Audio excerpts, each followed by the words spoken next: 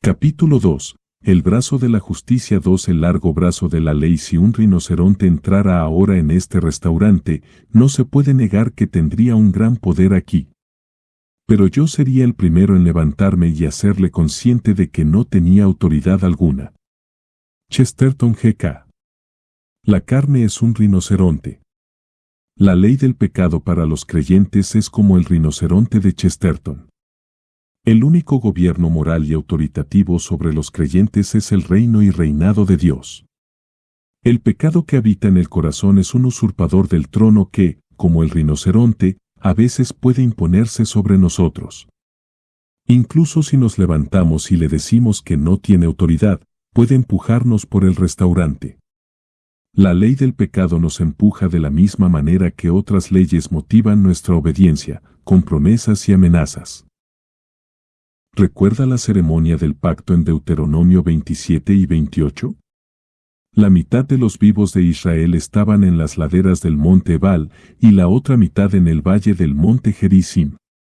Los que estaban en el monte Ebal maldijeron a los que desobedecieron la ley, y los que estaban en el monte Gerizim proclamaron bendiciones a los obedientes. Cuando hay una fuerza detrás de las amenazas y promesas que puede hacerles bien, la gente se siente motivada a obedecer. Las recompensas del pecado. Los placeres del pecado son las recompensas que ofrece, recompensas por las que la mayoría de la gente vendería su alma. Hebreos 11. 24 al 26 alude a una batalla por el corazón de Moisés. Por la fe, Moisés, siendo ya hombre, rehusó ser llamado hijo de la hija de Faraón, prefiriendo ser maltratado junto con el pueblo de Dios antes que disfrutar de los placeres transitorios del pecado, porque consideraba el oprobio de Cristo como mayores riquezas que tesoros de Egipto, porque vio la recompensa.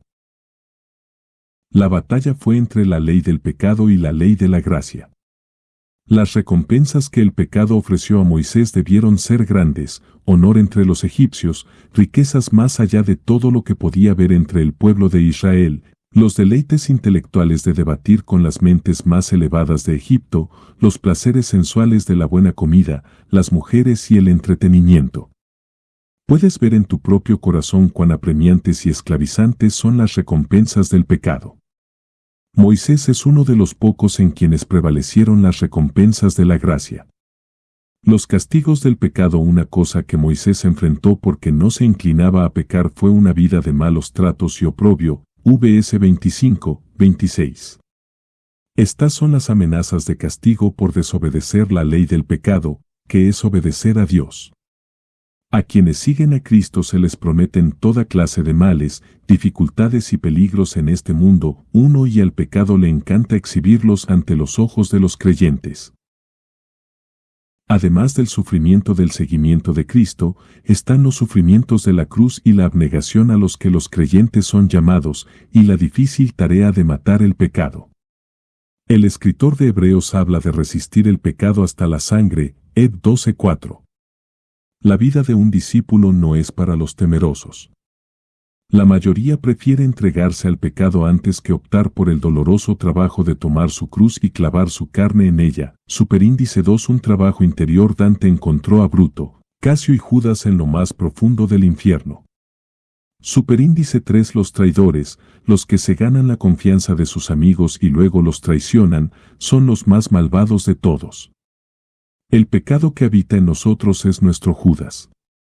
La ley del pecado no actúa en nosotros desde afuera. Lo llevamos dentro de nosotros. No es una ley escrita, que simplemente nos dirige por decreto. Es innato, actúa, nos obliga y nos insta desde lo más profundo de nuestro corazón. Pablo lo llama el pecado que habita en mí, Rom. 7:17, el mal habita en mí, v21, otra ley que actúa en los miembros de mi cuerpo y la ley del pecado que actúa en mí. Mis miembros, v23. En el versículo 18 dice, porque sé que en mí, es decir, en mi carne. Pablo es la ley del pecado, en cierto sentido. Por eso, en la antigua alianza, Dios promete circuncidar el corazón de su pueblo, DT 30,6, y, en la nueva, escribir su ley en sus corazones, Ger 31, 31, 33. Ninguna mera ley escrita puede representar una amenaza a la ley del pecado que opera desde dentro. Agitar una copia de los 10 mandamientos frente a alguien que está en las garras del pecado y ordenarle que se someta es tan efectivo como tratar de hacer saltar a un rinoceronte golpeándole el trasero con una brizna de hierba. El rinoceronte es inconsciente. La gloria del pacto de gracia es que en él la ley de Dios se encuentra con la ley del pecado en igualdad de condiciones, donde la santa ley de Dios prevalecerá. El pecado se mete bajo nuestra piel, es más, como la ley del pecado está dentro de nosotros, tiene algunas ventajas molestas. 1. El pecado que habita en nosotros es un visitante inoportuno. Él se ha establecido en nosotros y está en casa. Rom. 7:17, 20. Si el pecado solo nos visitara de vez en cuando, como un pariente no deseado, podríamos hacer muchas cosas buenas mientras no estuviera. Si fuera como un ejército que ataca y luego se retira por un momento, podríamos revitalizarnos y fortalecer nuestras defensas durante el periodo de calma. Pero la carne es un atacante implacable. Donde quiera que vayas, hagas lo que hagas, la ley del pecado te acompaña paso a paso, en lo que haces mejor y en lo que haces peor.